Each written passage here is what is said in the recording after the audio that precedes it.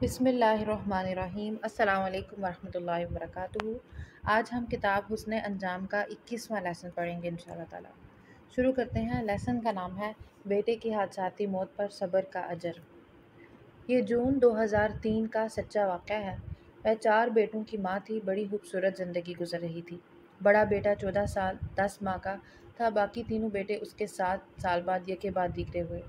میرے بڑے بیٹے نے 9ویں جماعت کے بورڈ کے امتحان دیے ہوئے تھے۔ جون کا گرم مہینہ تھا، ہم سب مری کے لیے نکلے، 2 راتیں رہنے کا پروگرام تھا۔ وہیں پر تھے کہ میرے بیٹے کا رزلٹ نکلا، بہت اچھے نمبر لیے۔ رات کو ہم نے خوشی میں پرتکلف کھانا کھایا۔ اگلے روز دوپہر کے قریب واپسی کے لیے چل پڑے۔ میرا بیٹا بہت خوش تھا، جلد گھر پہنچنے کے چکر میں تھا کہ دوستوں سے شیئر کرنا ہے۔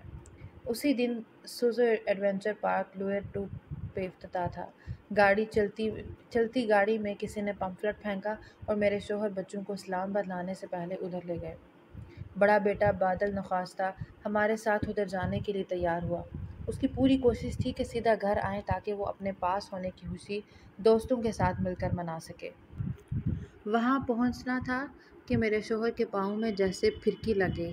چند منٹ اوپر رہ کر نیچے کی سمت چل پڑے۔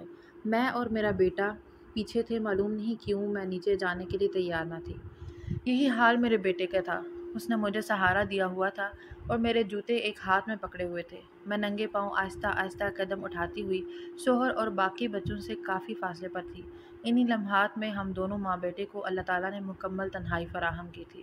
ہم دوستوں کی طرح ایک دوسرے سے باتیں کرتے ہوئے نیچے کی طرف جا رہے تھے۔ نیچے پہنچے تو ایک عجیب و غریب قسم کا جھولا تھا۔ اس جھولے کو دیکھ کر میرے بیٹے نے اس میں بیٹھنے کی ضد شروع کر دی۔ جھولا اوپر سے نیچے کی طرف پھرتا تھا اور اس میں صرف 2 لوگ سوار ہو سکتے تھے۔ بیٹھنے والے نے ایک چوکور جگہ پر کچھ اس طرح کھڑا ہونا تھا کہ لوہے کے بوٹوں کے اندر پاؤں پھنس جاتے۔ سامنے ایک لوہے کا راڈ لگا ہوا تھا جسے پکڑنا تھا اور جھولے کو پیچھے سے اس طرح زور لگانا پڑتا کہ وہ اوپر کو اٹھ جاتا اور پھر اوپر نیچے گھومتا رہتا۔ عجیب خطرناک سا جھولا تھا، کوئی حفاظتی انتظام نہیں تھا۔ جتنا میں اپنے بیٹے کو روک رہی تھی اتنا ہی وہ مصر تھا کہ جھولا لینا ہی لینا ہے۔ آخر میرے شوہر ہر طرف سے تسلی کر کے اس کے ساتھ خود بھی سوار ہو گئے۔ 2 چکر بڑے اچھے لیے، وہ انجوائے کر رہا تھا۔ تیسرے چکر پر سر اوپر سے نیچے کی طرف ہوتے ہی اس کی آواز گونجی، روکو روکو، اور ساتھ ہی وہ اوپر سے نیچے سر کے بل آ گرا اور بس۔ ہم سب کی خوشی آنسوؤں اور آہوں میں بدل گئی۔ شدید سر کی چوٹ تھی، ناک کے ذریعے خون کی مسلسل دھار تھی جو رک ہی نہیں پا رہی تھی۔ میری تو جیسے ٹانگوں سے جان نکل گئی تھی۔ مجھے اپنے باقی 3 بچوں کی کچھ پرواہ نہیں رہی۔ لوگوں نے ہماری بڑی مدد کی۔ ایک گاڑی میں میرے بیٹے کو ڈالا اور ساتھ میرے شوہر بیٹھ گئے۔ گاڑی چلانے کی ان میں ہمت نہ تھی۔ دوسری گاڑی میں مجھے میرے بچوں سمیت بٹھایا۔ CMH مری پہنچے اور گھنٹے یا پون گھنٹے میں میرا بیٹا اپنے خالق حقیقی سے جا ملا۔ وہ کٹھن وقت اور مسافری، ہم کس طرح اپنے جوان بیٹے کی لاش لے کر گھر پہنچے یہ ہمارا رب ہی جانتا ہے۔ میرے شوہر کے منہ سے بار بار اللہ اکبر نکل رہا تھا۔ گھر پہنچتے ہی میرے شوہر نے آہستہ سے مجھے کہا، صبر کرو، بیٹا چلا گیا ہے، ایمان نہیں جانا چاہیے۔ میں آنسوؤں کی لڑیوں میں بھرپور کوشش میں تھی کہ کہیں زبان سے کوئی غلط بات نہ نکل جائے۔ اس وقت تک مجھے دین کی زیادہ سمجھ نہیں تھی، کچھ چیخو پکار کی ویسے عادت نہیں تھی، کچھ شوہر کی تنبیہ کے پیش نظر میں بس روتی رہی۔ مجھے اس وقت تک نہ کسی اجر کا علم تھا اور نہ یہ سمجھ کہ صبر کا کیا درجہ ہے۔ تکلیف دہ بات یہ تھی کہ جو بھی تعزیت کو آتا پوچھتا کہ کیا ہوا، کیسے ہوا، ہم دونوں بار بار الف تا یہ کہانی دہرانا شروع کر دیتے۔ میری دماغی حالت تو بالکل بیکار ہو چکی تھی۔ اللہ نے بیٹا ایک مرتبہ فوت کیا، لیکن لوگ ہم سے اس کی موت کا واقعہ بار بار سن کر ہماری تکلیف میں اضافہ کر رہے تھے۔ میں نے کئی لوگوں سے کہا یہ تو ہونا ہی تھا، ہم مری نہ بھی جاتے تو بھی یہ ہوتا، وہ جھولے سے نہ گرتا تو کوئی اور حادثہ ہو سکتا تھا۔ اللہ نے باقی بچوں کو محفوظ رکھا، اللہ نے جو کیا اچھا کیا۔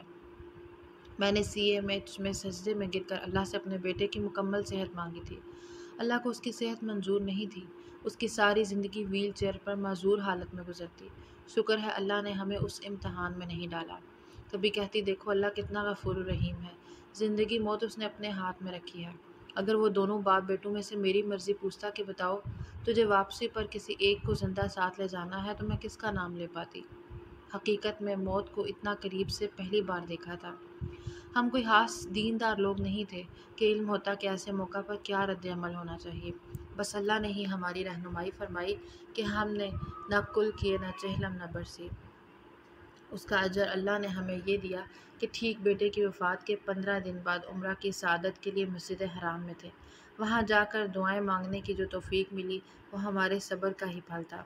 اس کے بعد اوپر تلے 2 مرتبہ عمرہ کیا، 2 مرتبہ حج کیا، پہلے اسکارف پہنا اور پھر گاؤن پہننا شروع کیا۔ چھوٹے تینوں بیٹے اپنے اسکول اور کالج کی پڑھائی کے ساتھ 8-8 10-10 پارے حفظ کر چکے ہیں۔ میں نے اور میرے شوہر نے مختلف تفاسیر پڑھی، پھر میں نے باقاعدہ تجوید سیکھی، آخری پارہ حفظ کیا، گھر میں درس شروع کروایا اور مزید علم حاصل کر رہی ہوں۔